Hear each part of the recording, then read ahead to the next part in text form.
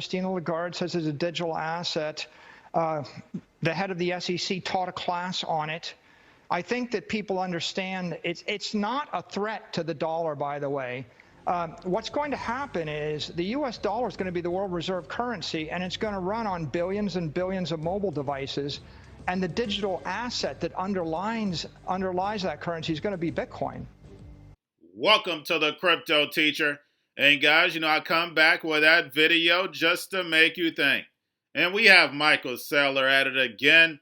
Is the U.S. dollar going to be the world reserve currency? No. The IMF has already stated Bretton Woods 2.0 is coming. And the U.S. dollar will no longer be the world reserve currency. Now, we know China is going to be that main reserve currency. Why? Because there's billions of people over in the emerging markets. We see the deals that they're making with Africa, Russia, the Middle East. We see the emerging markets rise, guys. There's only 350 million people in the United States. We never should have been the world reserve currency, but why worry? Because they wanted to play Monopoly, print money, and take over the globe. Now they have. Now the New World Order is going to give the world the illusion that they have freedom. The whole world. But we know when it comes to blockchain, cryptocurrencies, everything is going to be tracked. The central banks will have the all-seeing eye. They will be able to play God. Now we have the NVIDIA CEO talks about robots, AI, their Omniverse, partnering with Bentley. And if you haven't done your research on Bentley, please do. But basically, guys, we know virtual reality is coming, and that is the end game for the New World Order. People are no longer going to leave the house with that virtual reality. Plus, we have Annie Jacobson going over DARPA, which used to be called ARPA. It is very important that we understand history and how all of this was planned out. It's very important for you to understand how the oligarchs stay in power. They just write it down. And if you're smart, you're going to write down history. That's the reason why I wrote my book. The New World Order book shows you that it all has been planned out. Get your friends and family educated so therefore they don't fall for the devil's tricks. Y'all have a wonderful day. Bentley is the world's leading infrastructure engineering software company. Everything that's constructed, roads and bridges, rail and transit systems, airports and seaports, about 3% of the world's GDP, or $3.5 trillion a year. Bentley software is used to design, model, and simulate the largest infrastructure projects in the world. 90% of the world's top 250 engineering firms use Bentley. They have a new platform called iTwin, an exciting strategy to use the 3D model after construction to monitor and optimize the performance throughout its life. We're super excited to partner with Bentley to create infrastructure digital twins in Omniverse. Bentley is the first third-party company to be developing a suite of applications on the Omniverse platform. This is just an awesome use of Omniverse, a great example of digital twins, and Bentley is the perfect partner. If the last 20 years was amazing, the next 20 will seem nothing short of science fiction. The metaverse is coming. Metaverse was first coined by Neil Stephenson in his 1992 science fiction novel Snow Crash.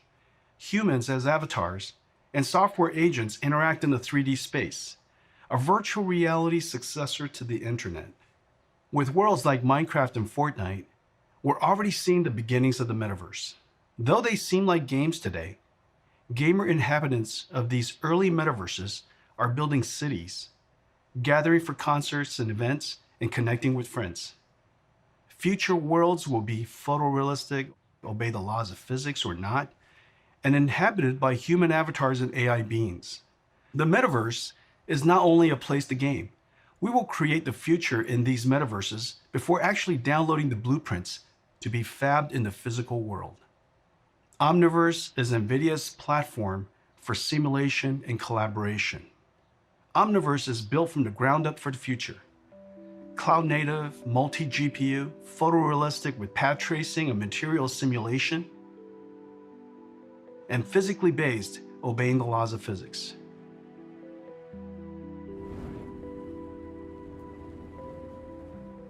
Omniverse is designed to connect to many worlds, worlds like Epic's Unreal, Maya, Blender, Adobe, Autodesk, and others. Omniverse allows designers, artists, creators, and even AIs using different tools in different worlds to connect in a common world, to collaborate, to create a world together. Omniverse is even a world where AI agents are created and learn, a simulator for robots. On this book, Charles Towne invented the laser, and he recently passed at the age of 99. And the way that I got to Townes was I was at the Pentagon trying to learn about laser beam weapons. They're called directed energy weapons, DEW weapons. They're among the most classified systems in the government, and no one would tell me anything. They wouldn't even tell me basic technology about how it worked. I followed Lovick's lead. I looked up and not down, and ultimately I found my way to Charles Townes, still giving interviews at age 98 when we spoke at the University of California, Berkeley. And he told me some amazing stories about the laser and about early laser development, which I write about in the book, which give you a real clear idea of why these weapons are so important, why they're so secret, and it has to do with accuracy and precision. In the middle there is Murph Goldberger, and he worked in the Manhattan Project. He too passed this last year. He was the co-founder of the Jason Scientists. So if anyone has heard of the Jason Scientists, they are perhaps the most elite, most secretive defense scientists in the nation, and have been since they created their organization in 1960, specifically to work for DARPA, which was then called ARPA. It did not yet have the D. And Joseph Zasloff also died recently, but I was able to interview him, and he was a social scientist, and he ran the program called during the Vietnam War, specifically for ARPA, which was called the Viet Cong Motivation and Morale Program. You could do a whole linguistics study on that title, but it was interesting to see how social science played a role in the Vietnam War, and then again played a role in the Iraq War, and even more interesting for a reporter like me to realize that DARPA, who is an organization that is so involved in the highest technology weapons of the present and of the future, is also in the business of social science. I also say that I like to say that the truth has many points of view, and the reason why is this document, which is, this is one of my sources, and it says at the top, Francis Murray. It says he's at headquarters, U.S. Air Force, that's at the Pentagon, and it gives the dates and everything, and it gives him grade marks and whatnot. But Frank Murray was also one of my Area 51 sources, and he was in fact out at Area 51 during this entire time that he was allegedly at the Pentagon, even though this documentation says he was there. So I like to say that as a point that the truth has many parts to it. It has many points of view. And whenever you're dealing with government secrecy, there's always the sense that more will be revealed. This here, which is the reason why this is so astonishing, is this is, this incredible thing to look at and to watch, and you realize this is where our weapons are heading. Our weapons are heading toward autonomous robotics. And I write about this in the end of the book, but I wanted to give you an idea of what they look like now. So we'll jump way back in time because computers and computing are so much of a part of where we are today and where the Pentagon is with its weapon systems, it's important to realize, or at least it was for me, to realize that back in this day, this is around 1946, that's John von Neumann and Robert Oppenheimer, and they're at the Princeton Institute for Advanced Study, and they're down in the basement, and that's the MANIAC computer, and at the time, a little before this, during the war, John von Neumann was what I call the first Pentagon's brain. He was the smartest man in Washington, D.C., and the Pentagon looked to him to solve solutions. For example, When the decision was made to drop the atomic bomb on Hiroshima, scientists wondered whether or not they should have it explode when it hit the ground. Well, von Neumann, in his ability to do math calculations in his head at an extraordinary speed, said no, and with a little bit of pen to paper, he determined that actually the bomb should be dropped at 1,800 feet above Hiroshima for the largest kill rate. So that's how von Neumann's mind worked. He was what was called a human computer. That's what computers were then. He built this computer, a machine computer, and he was one of the first people in the United States who had this idea that one day computers could think.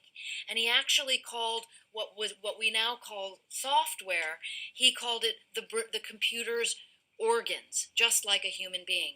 Von Neumann died of cancer the year before DARPA was started, most likely from a speck of plutonium that he inhaled while he was working on the Manhattan Project. We're going to a different economy, and we're going to be learning more about that as we go. But clearly, we're learning that things can be done from remote locations. We're learning that technology can replace people even more than we thought.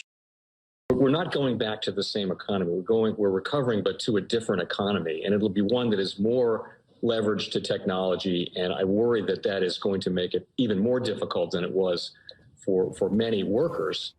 In Silicon Valley, and my friends who work in technology know that what we did to the manufacturing workers, we are now going to do to the retail workers, the call center workers, the fast food workers, the truck drivers, and then even bookkeepers, accountants, insurance agents, lawyers, and on through the economy. So what happened to the manufacturing workers is a very clear sign. This effort.